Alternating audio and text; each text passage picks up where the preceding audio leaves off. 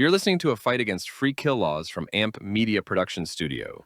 Welcome to the Fight Against Free Kill Laws with Ed Salazar, where we give a voice to those who have suffered firsthand from medical malpractice. In Florida, families devastated by medical negligence are left without justice because of a law many don't even know exists. Florida's free kill law prevents families from holding doctors accountable. These are real stories with real loss and no justice. Contact Ed at 561-239-2417 or visit afreekill.com. Today we uncover the truth, share real stories, and demand change. Hello again, and thank you so very much for taking the time to listen to our podcast. We have some tremendous momentum building. There is an energy all over the state. We have people attending delegation meetings all over the state.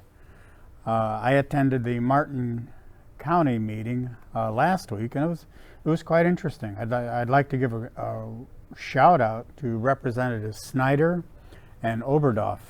They were both very receptive.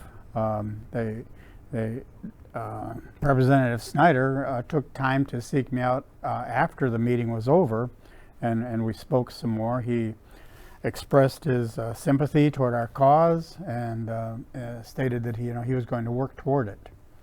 I understand that Representative Oberdorf is terming out, and he will not be in the next legislative session. That's unfortunate. Again, he was very sympathetic to us and willing to fight for us. Senator Harrell, who was always also at the meeting, not so much. It was quite obvious that she is opposed to efforts to abolish these laws. And after the meeting was over, she did everything she could to avoid making eye contact with me. She couldn't get out of the hall fast enough.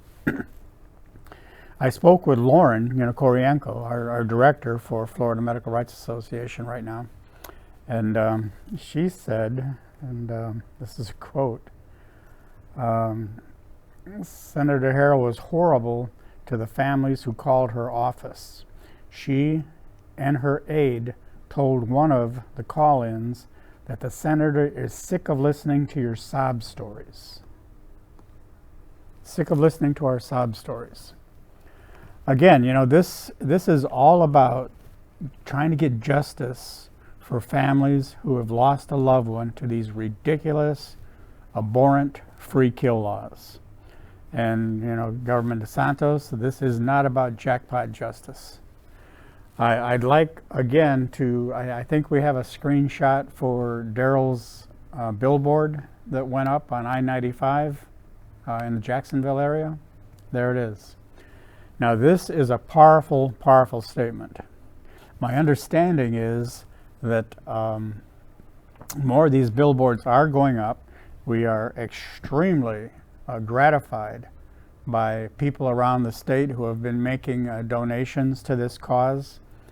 Can we put up that screenshot, please, for the website? There it is.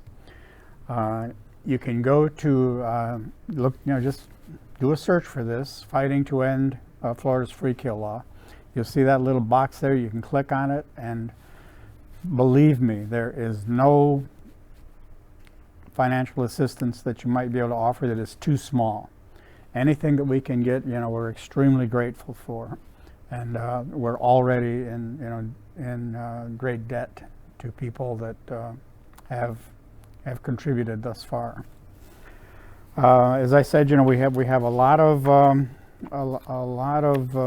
momentum going in. We have the opinion columnist Scott Maxwell from the Orlando Sentinel. He has published several articles. He has been, very, very supportive of our cause.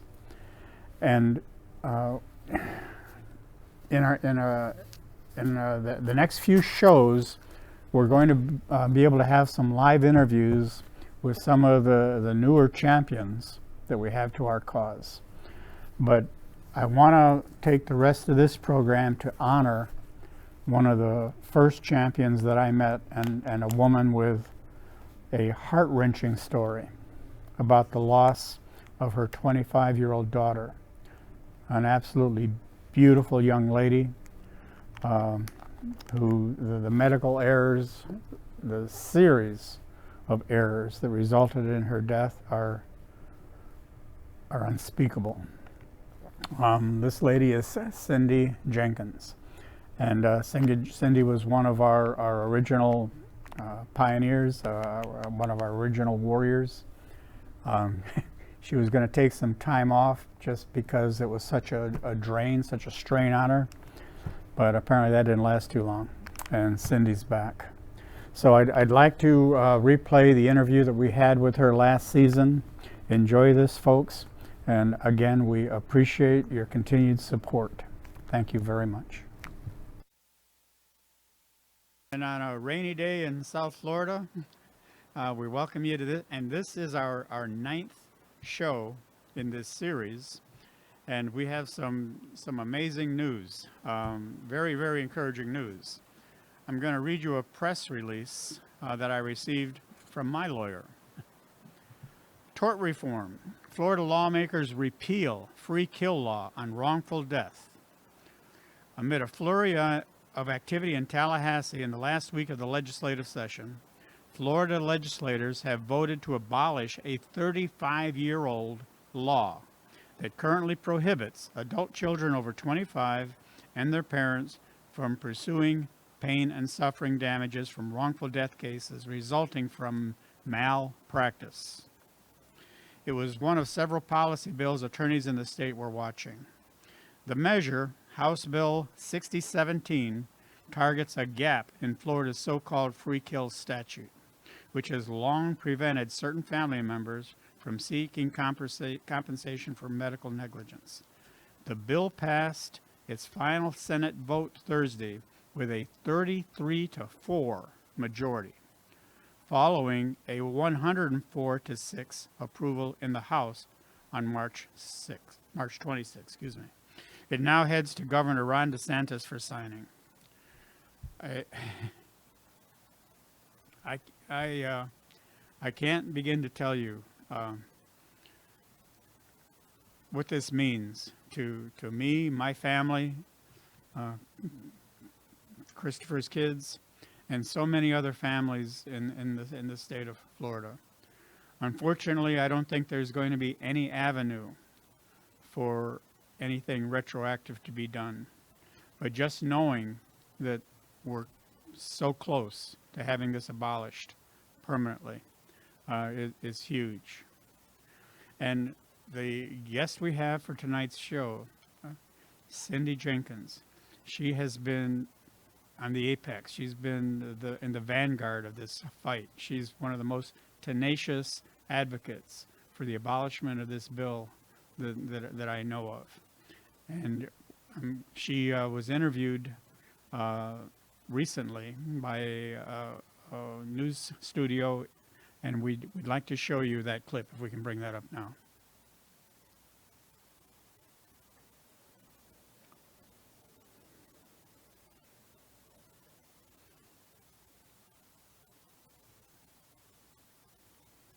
A big step forward today for families who have been fighting for years to get Florida's so-called free kill law repealed. Late this afternoon, the state Senate passed a bill that would fully repeal this law, and it's already passed the House. So now there's just one more hurdle. Inside the Senate chambers, families whose loved ones died in Florida hospitals watched anxiously as senators made history. This is a 35-year-old law. It needs to be repealed. It's unjust. It shouldn't be on the books. The legislature, for the first time, passing a bill to repeal the so-called free kill law.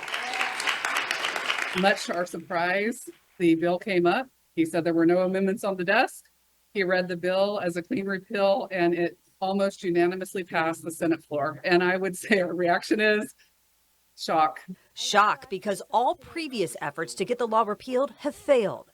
It's a law Cindy Jenkins didn't know about until her 25-year-old daughter, Taylor, died. If you lose your loved one to medical negligence in a Florida hospital and they are 25 or older, unmarried and don't have children under 25, you have no recourse. Your right to the civil justice system is blocked. Like Jenkins, Sabrina Davis has made countless trips to the state capitol since her father died in a Florida hospital due to medical negligence. Today was history. Today we made history. I feel like we're one step closer to restoring the freedom that my dad fought for.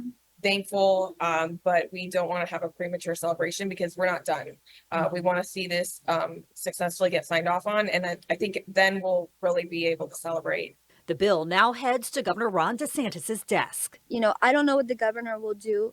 We are known as the free state of Florida. I hope he does the right thing. Everybody that wants to see this 35-year-old unjust law truly finally repealed, they need to contact the governor and let him know. These families know repealing this law won't bring justice for their own loved ones, but they're determined that no other family will be left without a voice. This will not change anything for us. We will always be blocked out of the judicial system. We did this in honor of our loved ones, and so that everybody from July 1st on, if we can get this signed into law, will never meet this fate. Now, depending on when this bill gets to the governor's desk, he will either have 7 or 14 days to sign it, to veto it, or to do nothing and then have it become law without his signature.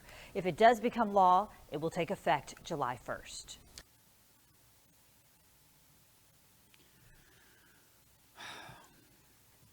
And without any further ado, I take great pleasure in introducing you to Cindy Jenkins. Thank you for having me on, Ed. I'm so sorry that we share this commonality that we both lost a child to Florida's very bad laws, very unfair laws.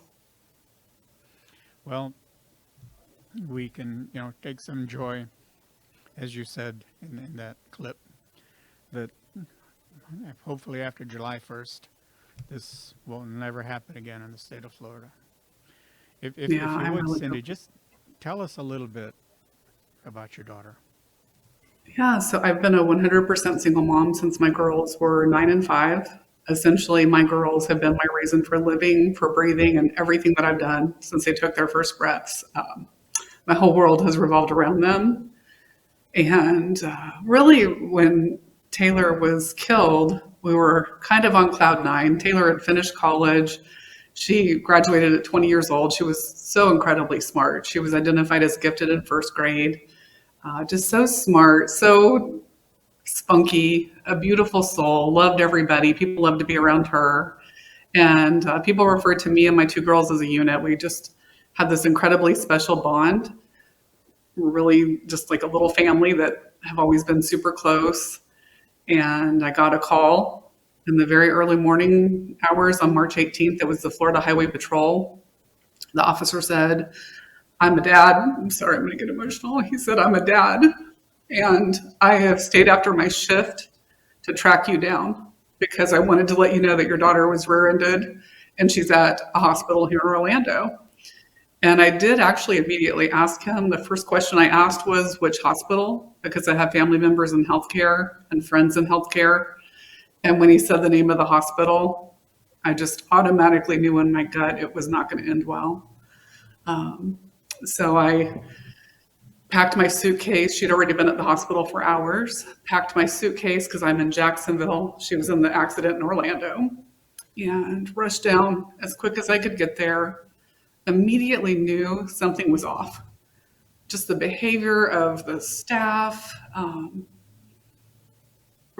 pretty good at like assessing the situation and just really taking everything in so that I can determine what I need to do under the circumstances. Things were just really, really, really off. And I now know that they killed her on day 1. They essentially let her bleed to death, but she was in the hospital for 5 additional days.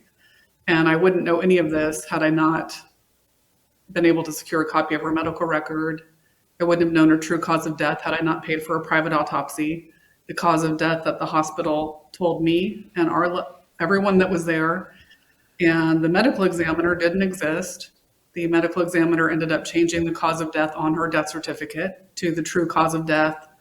And essentially what I learned happened was that the nurses began notifying the trauma surgeon very early after she got there of all of the glaring signs of internal bleeding. Her heart rate was through the roof. Her blood pressure had tanked. There was blood in her urine. Her urine output had decreased, and her abdomen was distended. And the trauma surgeon that this hospital had on staff kept ordering more IV fluids. Hours later, he finally rushed her for CT imaging stat.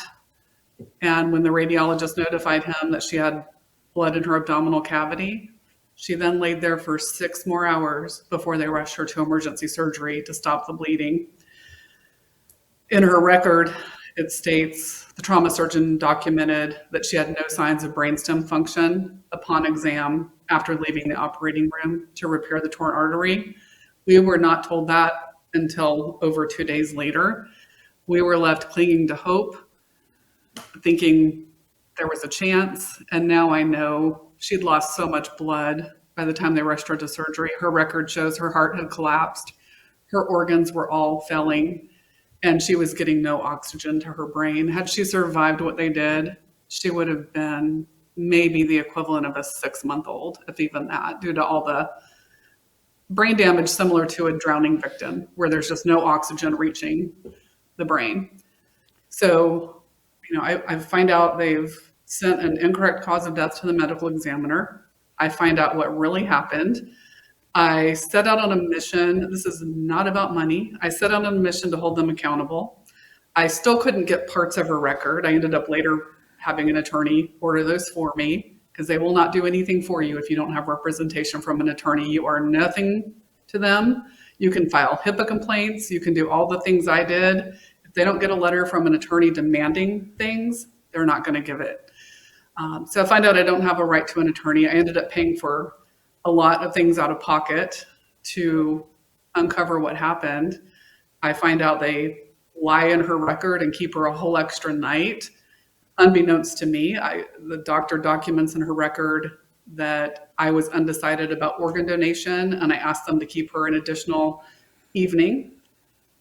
Meanwhile, I'm heading home to Jacksonville. I'd already signed consent for organ donation. I'm thinking I'm going to go to Advent late the next day for the honor walk. So I find all of these things in her record, covering up what really happened, sending a false cause of death to the medical examiner, fraudulent billing practices, keeping her an extra night so that they can charge, all of these things, falsifying a medical record. And I tried every angle. I just wanted accountability. I called the sheriff's office. I've tried every angle I could to get some level of accountability. And what I've repeatedly been told is this all falls under medical malpractice. It's medical negligence, and you need an attorney. And people... I'm sorry. When she first was admitted to the hospital, when their initial assessment, when you got the actual true medical records, was there evidence of hypovolemia? Her low blood count? Oh yes, she was in hypovolemic shock. Mm-hmm. And that was denied in the initial medical record, or? What they sent as the cause of death, and this would have been a whole different set of malpractice, they said she had subdural hematomas and a midline shift of her brain. Yeah. So honestly, for that whole weekend, I'm saying, why do you not have my child in surgery evacuating these hematomas? And they just say, oh, it doesn't work in these cases. And I'm thinking, how does evacuating hematomas not work? Well, it turns out she didn't have that brain injury. And had she had it, the hospital would have been putting the general public in immediate jeopardy, because they did notify the neurosurgeon who was on call and said, we need you to get in here per Department of Health guidelines for a level 2 trauma center. An on-call neurosurgeon has 30 minutes to be bedside when they are called. So the radiologist misread the initial CT scans, diagnosed her with subdural hematomas and a midline shift. They contact the neurosurgeon. He shows up 7 hours later, and in the meantime, she's laying there bleeding internally. So they have her heavily sedated with... I'm sorry to interrupt you again, Cindy. So what she actually had was like trauma to her abdominal aorta, or what was it? She had a torn left internal iliac artery, which it's a major artery that attaches to your aorta. Right. And that was missed on the initial CT? So the initial CT of that area said she had traces of free-form fluid in the abdomen, and they did no troubleshooting. Furthermore, the CT scan from the radiologist, the neuroradiologist, said that excessive motion and streak artifact limited his evaluation. They did no further imaging. They contacted the neurosurgeon, who didn't show up for 7 hours. They placed batches and batches of orders, many of which did not get followed through on. Critical orders, like placing a central line, placing a brain monitor. All these things that they ordered didn't get carried out until after 7 hours later when the neurosurgeon showed up. So in the meantime, the nurses are notifying of all the signs of internal bleeding. The trauma surgeon's just ordering IV fluids. It's a train wreck. I paid for an independent medical review, and the physician who conducted that said he can't even fathom how so many hands in a pot were all so recklessly negligent. And he said it's reckless negligence. It was an utter disregard for her life and safety.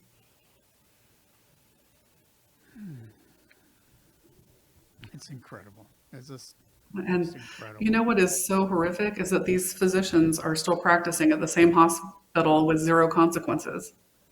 So there's been no justice. I wonder how many people did they harm. Well, I know the neurosurgeon, his record on Department of Health, well, they'll tell you he has a squeaky clean record. But when you look at the Florida insurance regulation website, which is where people really need to go to research a doctor, you cannot count on the Department of Health. It's very difficult for these doctors to get a mark on their record. The reason is, for example, the neurosurgeon had settled 3 cases outside of court. So he technically had 3 strikes on his record. He killed another patient, and he seriously caused life-altering injuries to 2 others. He settled those cases outside of court, so they don't count. My child is a free kill, so she doesn't count. And yet he's still practicing in the state of Florida with that same hospital. So for the benefit of our viewers, tell us again where you found that information.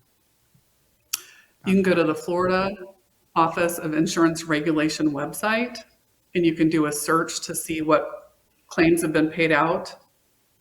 And any claim that a doctor has had their insurance company pay out for will show up on that website. It's really the only way most people are going to find about most incidents, because what I've also learned is when a doctor settles a case outside of court, which they try to do, because if they don't and it goes to trial, it actually will count as a strike on their record through Department of Health. Mm-hmm. So a lot of them will settle outside of court, most of them. Then it doesn't count as anything. And a lot of times part of that settlement is that the family members will not report the doctor to Department of Health or Agency for Healthcare Administration. And they'll also sign a confidentiality. So it's a big cover up, and you really have to know to just go to the Office of Insurance Regulation to look up doctors. So tell us, you said that they had falsified the initial death certificate. Mm-hmm. And the initial death certificate indicated that it was cranial hemorrhaging, subdural hematomas, things like that. Just subdural, not even cranial hemorrhaging, just subdural hematomas and a midline shift. How did you get the true diagnosis? How did you get this death certificate revised? Ironically, I called the medical. So I knew I have an undergrad degree in special education. I used to teach special education, so I had to study a lot about different brain injuries and how they impact people and how to work with people. So I was on a mission to make sure that it was documented that her record showed subdural hematomas, but no craniotomy, no surgical intervention had ever taken place for these brain injuries. That when there's a midline shift, it said she had a 7 millimeter midline shift. The guidelines in Florida, the standard of care is to operate. It doesn't matter. They're supposed to operate and evacuate the hematomas to correct the midline shift. Mm-hmm. So my mission started off as, I need the medical examiner to simply document that the neurosurgeon never performed the evacuation of the hematomas. No surgery was performed. And he just advised me that that was not within his scope. And I said, okay, then she's being sent for autopsy. I'll have a pathologist document that there was no craniotomy. Well, the pathologist is the one who documented that there are no subdural hematomas. There's no midline shift of the brain. She documented the torn artery and all of the findings. So initially, when I called the medical examiner's office, they said we don't change death certificates. The doctor's already reviewed the death summary sent by the hospital. I guess they send a death summary, and then the pathologist does an external evaluation, and they decide to they document what the hospital sent. When I called them and said, well, if you're telling me you don't change this, I need to contact the news stations and make sure everybody's aware that there's a cause of death on my child's death certificate that a very well-known top pathologist in our state documented doesn't exist. So his assistant asked me to hold. She spoke with the medical examiner, came back on the phone. She said that apparently this pathologist is in Orlando. The people nationally use her, but they know of this pathologist. So she said the medical examiner was going to call the pathologist, order a copy of the autopsy, speak with the pathologist, and they would get back with me. And sure enough, I got a call back within about, I think it was either the next day or 2 days later. And the assistant said he's completely changed the death certificate. He's going to send you, or we'll be able to release a new death certificate and a new medical examiner's report. And so that's how I got it changed. So is that when you first learned about free kill laws? Yeah, so I started calling for help. I can't remember, it's all such a blur, and I've invested every second of my life in this since it happened, but I don't remember when exactly. Yeah, I think that's when I started saying this is horrific. First of all, we were very abused and traumatized the 5 days she was in the hospital. It was awful. I was showing them Florida statutes saying I have the right as her mom to see her record. They wouldn't let me see her record. They wouldn't let me get her transferred to a different hospital, which is also a statute. You have the right to be transferred from one Florida hospital that's public to another. They were just blowing me off. I mean, I had no power at all. It was like she was their hostage. And I just wanted her sent somewhere else. Everyone who had flown in or come in was begging me to get her out of that facility. I was doing everything I could to get her out. And then I leave after they officially pronounce her brain dead and all of this stuff unfolds. And then I start reaching out because I think I'm going to hold this hospital and these doctors accountable. And I'm going to make sure that they can never do something so egregious to anyone else again. And then I start calling, and every attorney would say, how old was Taylor? And I'd say 25. She had just turned 25 2.5 months prior to being rear-ended. So I'd say she was 25. Was she married? No, she was about to get engaged. She had met the love of her life. They'd planned out their entire future. They just hadn't gotten engaged yet. And did she have children? And I'd say no. And they're like, we can't help you because of this law. And I just thought it couldn't be real. I started sharing stuff on social media. My friends around the nation thought there's no way. They were having attorneys that they knew in other states call me, and everyone was having this aha moment about this is real. And what was probably the most shocking at all is that Taylor was born and raised right here in Florida, and I had never heard of this law. I mean, I've lived here since the beginning of 1995. I had never heard of a free kill law or any law that protects medical negligence. I was a clinical respiratory therapist for 30 years. I never heard of it. It's just incredible. Just incredible. It's incredible. And I own a business now. I used to be an educator, but now I'm a real estate professional and I run a successful business. And I don't think there's a day that goes by that I don't think, how is their logic that the way that you attract doctors to Florida is to have laws that protect them if they're negligent? I mean, they preach, oh, we can't change this law. We have to have all these protections or we won't have any doctors in Florida. What kind of doctors are you trying to attract to the state? I know I wouldn't want to work.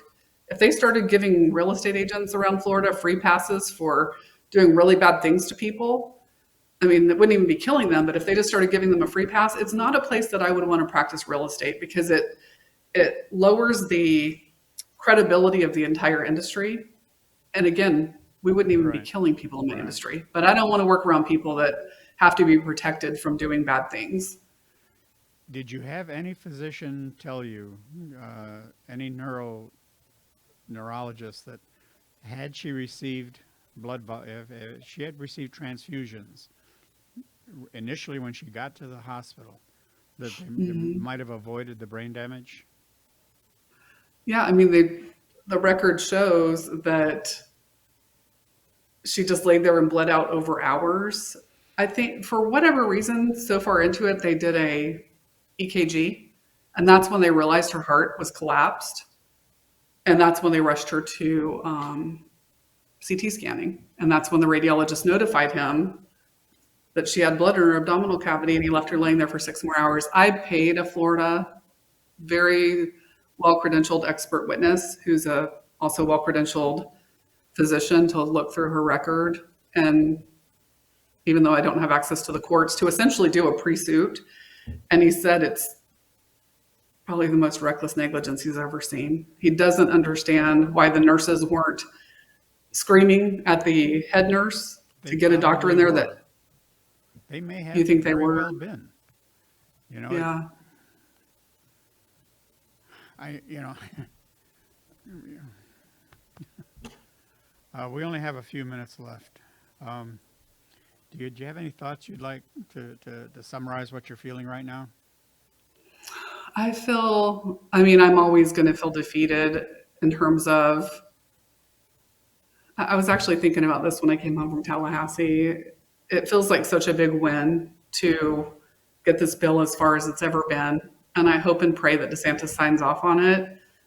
I think it's really hitting me now that even though it will be so good for other people, I'm not getting my daughter back. My younger daughter, literally not even, it was 9 months after this happened. She graduated from Taylor's alma mater. Taylor went to USF in Tampa. And it was literally the saddest day of her lives. I was trying to be a strong mom and make it happy, but she walked up to me and she lost it. And it wasn't happy tears. It was the first big event where it was not the three of us. It just, we're never going to get her back. She will never have justice. Those doctors are still there hurting who knows who else. Is this really the United States of America? Because it's not the country I thought we were living in before this happened to my family. Well, there's more work to be done. You know, Cindy, when I wrote my book, I think it got published in 2014. I gave lectures. I became aware of the National Patient Safety Foundation, and all I could think of doing was, you know, I tried to spread the word. I gave talks on patient safety issues at Northern Florida University, at Hillsborough College in Tampa, in Daytona State College, Broward, and trying to raise awareness. I just so much wish I had known about you and the other ladies.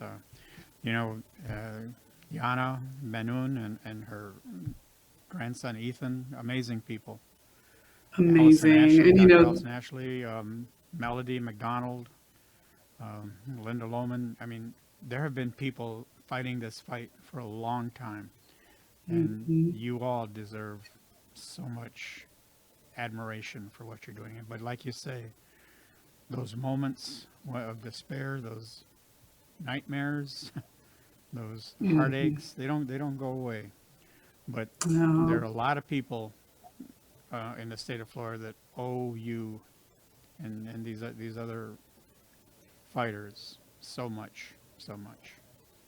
Well, thank you. We've been fighting hard. I mean, it won't change anything for us, but I don't want another message about another person that lost their family member. I get them all the time. You know, they lose a family member, they find out about this law, they Google to see if it's even real, and then they start reaching out. And I don't want it to happen anymore. The issue of sovereign immunity is a whole nother can of worms. Perhaps another time we can have that discussion. I would love to have that discussion with you. It's very wrong. And it's just another way to not only have free kills, but to also get away with medical negligence that people survive. Well, this is something else that not only the people in Florida, but all over this nation need to know about. Yes, Thank for you, Cindy. sure. Thank you from the bottom of my heart. Thank you for having me on. I appreciate you, Ed.